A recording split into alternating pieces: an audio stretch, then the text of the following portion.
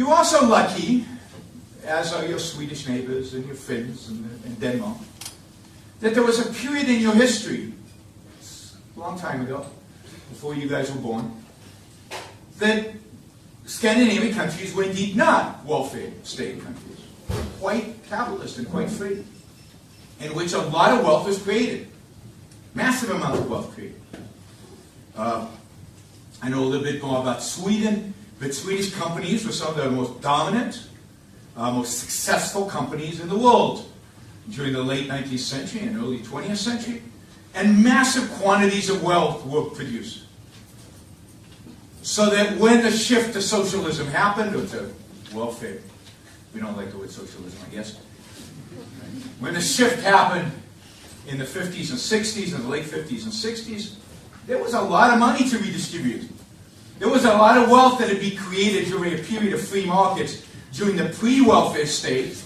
And, you know, it was redistributed freely in the 60s and in the 70s. And as I said, by the time 1994 came around, that money ran out.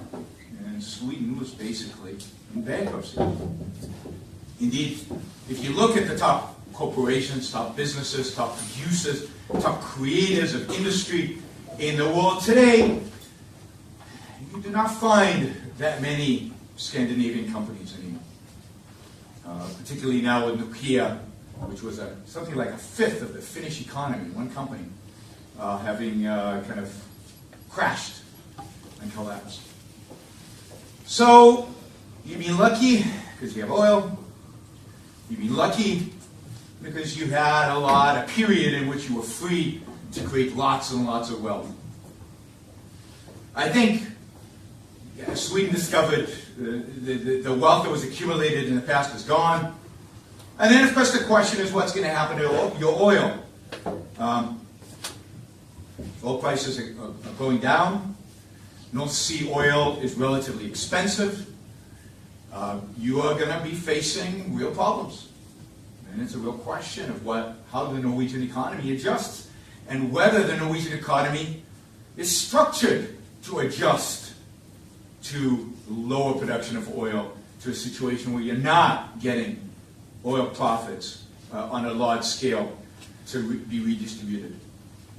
I also find it ironic that the reason you can make so much money off of your oil is because other countries around the world are not welfare state countries.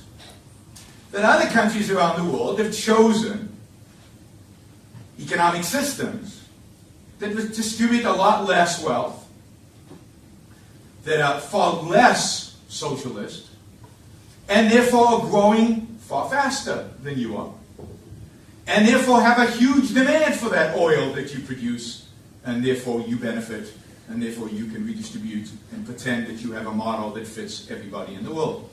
It doesn't even fit you. You're dependent on other people being capitalists to some extent or another. Over the last 30 years, you're being massively dependent on the fact that Asia has abandoned systems of egalitarianism, has abandoned systems of socialism in favor of a strong emphasis on market systems, whether these are the Asian tigers initially or China in the last 20 years. That's what has driven the oil price up. That's what allowed you all to become rich. But it has nothing to do with what you did. It's luck. And luck's good. You don't enjoy it while you can. But you should be aware that it's rare that luck is sustainable. Luck runs out, and you need to be prepared for that. So what is the fundamental kind of economics of a welfare state?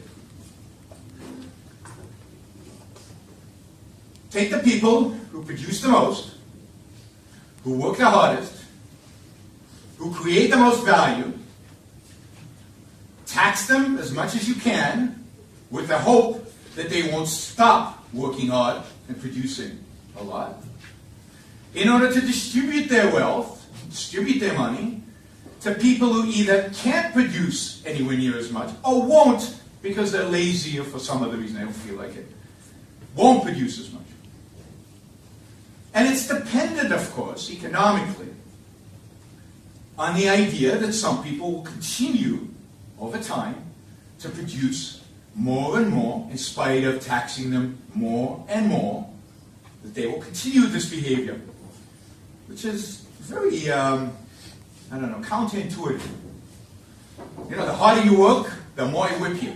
At some point, people are going to wake up and say, enough.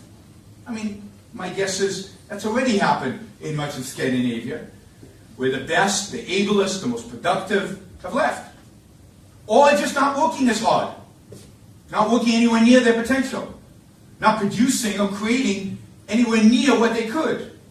Because why? When it's just going to be taken away from them and given. So you have massive negative incentives in any kind of redistributive economy.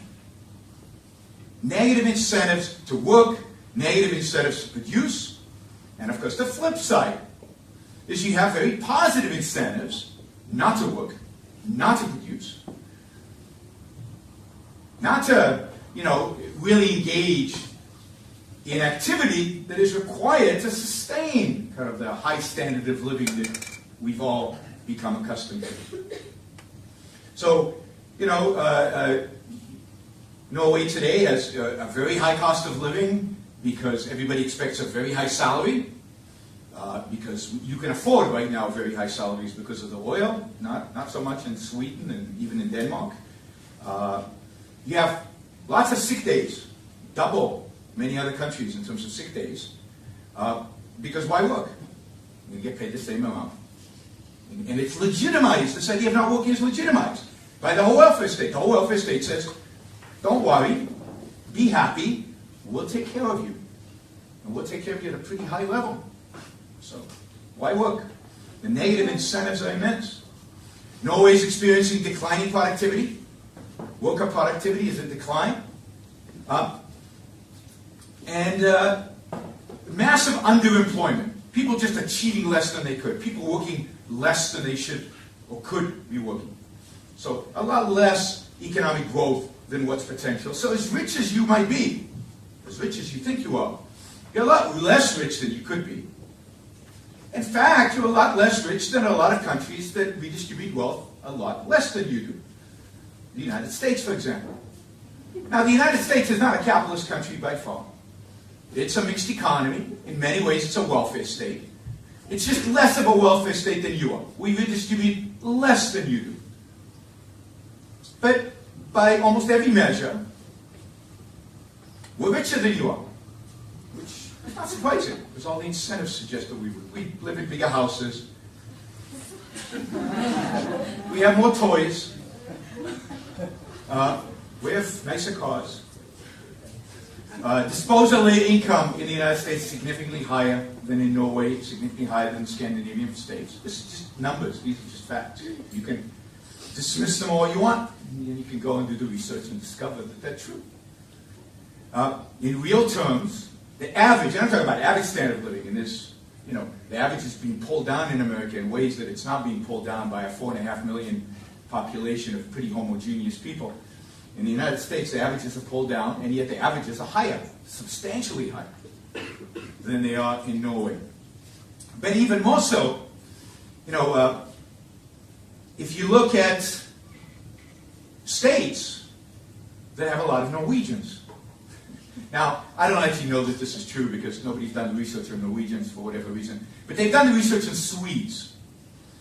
So people look at average life expectancy in Sweden. It's higher than America.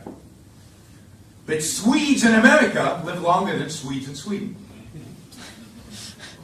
Swedes have a pretty high income.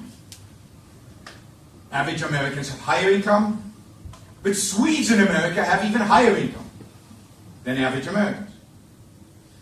Happiness. There's a lot about the happiness indexes. Right? You guys seem to be really happy. Same thing. If you ask Scandinavians in America, third generation, fourth generation, doesn't matter how happy they are, they score about the same as you guys do. And it's not surprising. The whole idea of asking people how happy they are it's predominantly a cultural phenomenon. Right? And I can tell you, I'm Jewish. I grew up in Israel. If you ask people from my culture if you were happy, we'll always say no.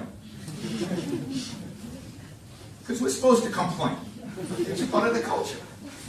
Right? If you say you're happy, people look down on you. They look, something's wrong with you. So another measures that you think you're incredibly successful. That the welfare state has been incredible success. When you actually look at the numbers, when you actually look at the figures, and you take away a lot of the noise around them, yes, you're doing well. But economically, from a purely economic perspective, you could be doing so much better. For a highly educated population, for a population that was as productive, as innovative, as creative as Scandinavian countries were when they were capitalist, pre-1960, you're just scraping the surface of what you could be, where your lives could be from an economic perspective today. And all in the name of equality, redistribution, and so on. And I'm not even, we could go on this, but, most innovation, let's take healthcare, for example, where I'm sure you pride yourself on your socialized healthcare, as most countries that have socialized healthcare do. And yet, you're completely dependent for every innovation, for new drugs, for new techniques, for new medical devices, on the least socialized medical system in the world, which is the United States, which generates well over 75% of all medical innovation. If we socialized our system in the US, innovation would collapse, everybody would suffer, including you. You would, because you'd have less innovation. You're free riding off of the fact that the United States doesn't have socialized medicine. And good for you for free riding. I have no problem with that. It's just worth pointing out.